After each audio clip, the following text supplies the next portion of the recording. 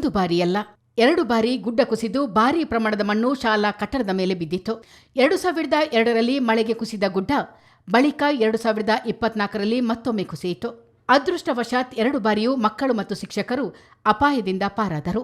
2ನೇ ಬಾರಿ ರಾತ್ರಿ ವೇಳೆ ಘಟನೆ ಸಂಭವಿಸಿದ್ದರಿಂದ ದುರಂತ ನಡೆಯಲಿಲ್ಲ. ಆದರೆ ಮುಂದೆ ಆ ಕಟ್ಟಡದಲ್ಲಿ ಶಾಲೆಯೇ ನಡೆಯಲಿಲ್ಲ. 3 ತಿಂಗಳ ಕಾಲ ಬೇರೆಡೆ ತರಗತಿ ನಡೆಸಲಾಯಿತು. ಇಂದು ಮಕ್ಕಳು 2024ರ ಅದೇ ಭೂಕುಸಿತ ದುಸ್ವಪ್ನವನ್ನು ಮೆಲುಕುತ್ತಾ ಕಣ್ಣೆದುರು ಉಳಿದಿರುವ ಅದೇ ಕಟ್ಟಡಗಳನ್ನು ನೋಡುತ್ತಲೇ ಪಾಠ ಕಲಿಯುತ್ತಿದ್ದಾರೆ.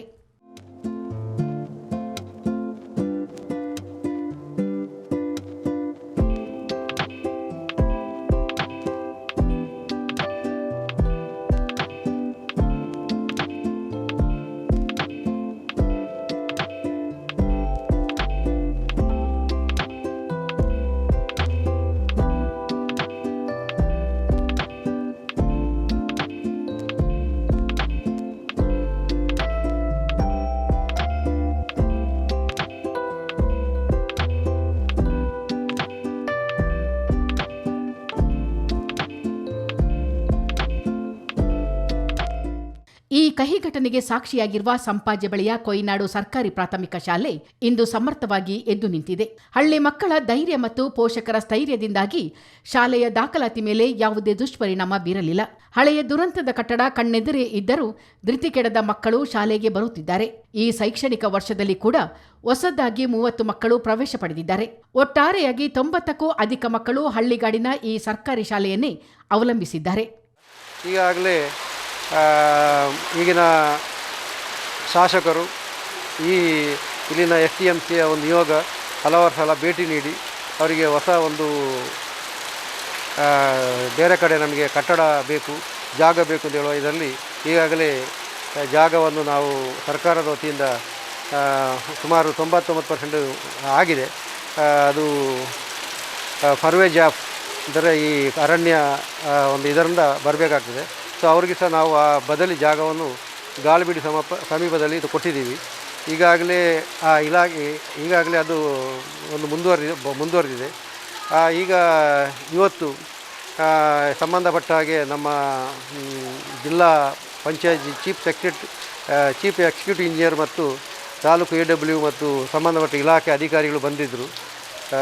ಬಂದುಬಿಟ್ಟು ಇವಾಗ ಎಲ್ಲ ಮ್ಯಾಪಿಂಗ್ ಮಾಡಿಕೊಂಡು ಸರ್ಕಾರದಿಂದಲೇ ಅಲ್ಲಿಗೆ ಒಂದು DPR ರಚನೆ ಮಾಡಲಿಕ್ಕೆ ಬಂದು ಈಗ ಮಾಡ್ಕೊಂಡು ಹೋಗಿದ್ದಾರೆ ಈಗ ಕೆಲವೇ ಒಂದು ಅರ್ಧ ಗಂಟೆಯಲ್ಲಿ. ಹಾಗಾಗಿ ಕಟ್ಟಡ ಹೊಸದಾಗಿ ಮಾಡ್ತಾರೆ. 13 ಕಟ್ಟಡ ಮಾಡಬೇಕು ಅಂತೇಳಿ ಅವರು ಹೇಳ್ತಾಯಿದ್ರು.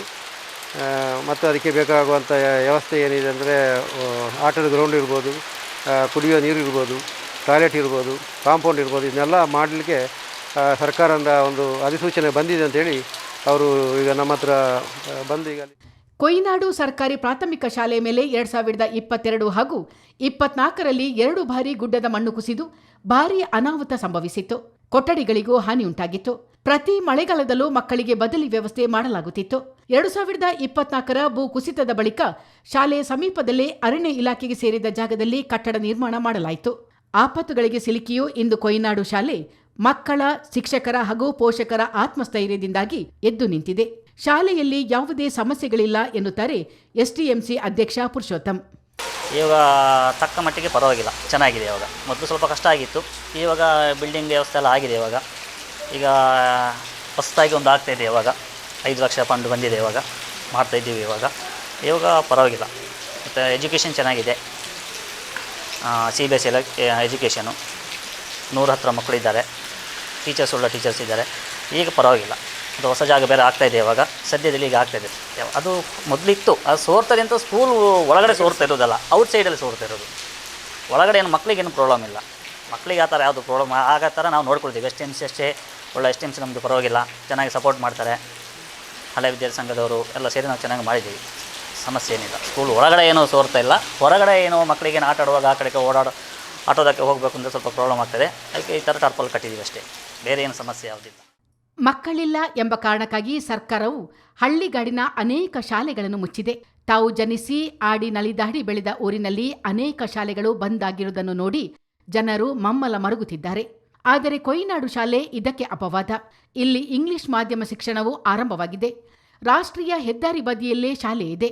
ಈ ಗ್ರಾಮವು ಅತಿ ಹೆಚ್ಚು ಮಳೆ ಬೀಳುವ ಪ್ರದೇಶ. ಶಾಲೆಗೆ ಇನ್ನಷ್ಟು ಸುಭದ್ರ ಕೊಠಡಿಗಳ ಅಗತ್ಯವಿದೆ. ಗಾಳಿ ಮಳೆಯಿಂದ ರಕ್ಷಣೆಗೆ ಸೂಕ್ತ ವ್ಯವಸ್ಥೆ ಮಾಡಬೇಕಿದೆ. ಊರಿನವರ ಮತ್ತು ಶಿಕ್ಷಕರ ಸಹಕಾರ ಮತ್ತು ಕಾಳಜಿ ದೊರೆತರೆ ಯಾವುದೇ ಸರ್ಕಾರಿ ಶಾಲೆಗಳನ್ನು ಮುಚ್ಚಬೇಕಾದ ಪ್ರಮೇಯವೇ ಬರುವುದಿಲ್ಲ ಎಂಬುದಕ್ಕೆ ಕೊಯ್ನಾಡು ಶಾಲೆಯೇ ಉದಾಹರಣೆ. ಚಿತ್ತಾರ ನ್ಯೂಸ್, ಮಡಿಕೇರಿ.